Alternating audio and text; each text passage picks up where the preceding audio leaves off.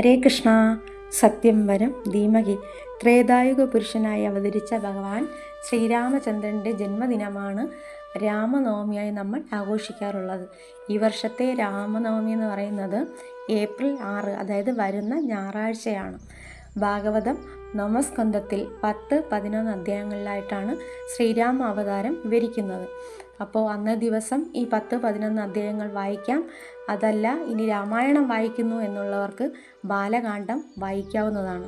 സീതാദേവിയുടെ ആ ഒരു വിരഹ ദുഃഖം താങ്ങാനാകാതെ, ദുഃഖം സഹിക്കാനാവാതെ നിൽക്കുന്ന ഭഗവാൻ ശ്രീരാമചന്ദ്രനല്ലേ. ദേവന്മാർക്ക് പോലും ഈ സംസാരം ബഹുവിധ ദുഃഖങ്ങളെ നൽകുന്നു. അപ്പോൾ ഭോഗാസക്തരായ നമ്മളെപ്പോലെയുള്ള സാധാരണക്കാരുടെ കാര്യം പറയാനുണ്ടോ എന്ന് നമ്മളെക്കൊണ്ട് ചിന്തിപ്പിച്ച ശ്രീരാമ അവതാരം എന്ന മഹാലീല.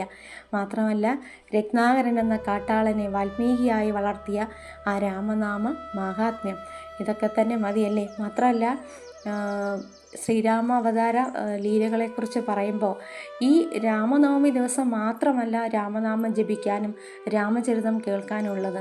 നിത്യേന ഈ രാമചരിതം കേൾക്കുന്നവർ സർവകർമ്മ ബന്ധങ്ങളിൽ നിന്ന് മുക്തരായി അവർ മുക്തിയിലേക്ക് പോകുന്നുവെന്ന് നമ്മുടെ ഭാഗവതം നമ്മെ പഠിപ്പിക്കുന്നുണ്ട്. അപ്പോൾ ഈ രാമനവമി ദിവസം വിഷ്ണു ക്ഷേത്രങ്ങൾ സന്ദർശിക്കുന്നത് അത്യുത്തമമാണ്. പിന്നെ വ്രതങ്ങൾ എടുക്കുന്നവർക്ക് എടുക്കാം. അത് സാധിക്കാത്തവർക്ക് മത്സ്യമാംസാദികൾ ഉപേക്ഷിച്ചുകൊണ്ട് ഭഗവാന്റെ രാമനാമം ജപിച്ചിരിക്കുക.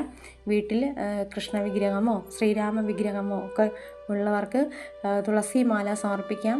പിന്നെ പാൽപ്പായസം ഉണ്ടാക്കി സമർപ്പിക്കാം. ഇതിലെല്ലാത്തിനേക്കാൾ ഉപരി നമ്മൾ ഭഗവാന്റെ നാമം ജപിക്കുക എന്നുള്ളതാണ്. അപ്പോൾ നാമം ജപിച്ച് ഭഗവാനെ സ്മരിച്ചിരിക്കുക എന്നുള്ളതാണ്.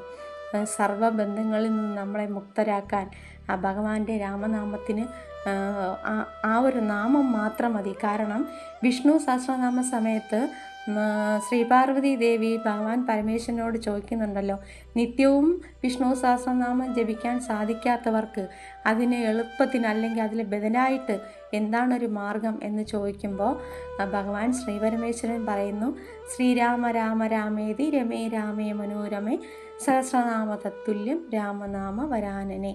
ഈ ഒരു മന്ത്രം, ഈ ഒരു ശ്ലോകം 3 തവണ ജപിച്ചാൽ വിഷ്ണു സഹസ്രനാമം ജപിച്ചതിന് തുല്യമായി എന്നാണ് ശ്രീപരമേശ്വരൻ ശ്രീ പാർവതി ദേവിയോട് പറയുന്നത്. അപ്പോൾ എല്ലാവരും ഭഗവാന്റെ നാമങ്ങൾ ജപിക്കുക. എല്ലാവർക്കും രാമനവമി ദിവസം വ്രതങ്ങളെടുക്കാനും ഭഗവാനെ സ്മരിക്കാനും സാധിക്കട്ടെ എന്ന് പ്രാർത്ഥിക്കുന്നു. ഹരേ കൃഷ്ണ. സത്യം വരം ധീമഹി.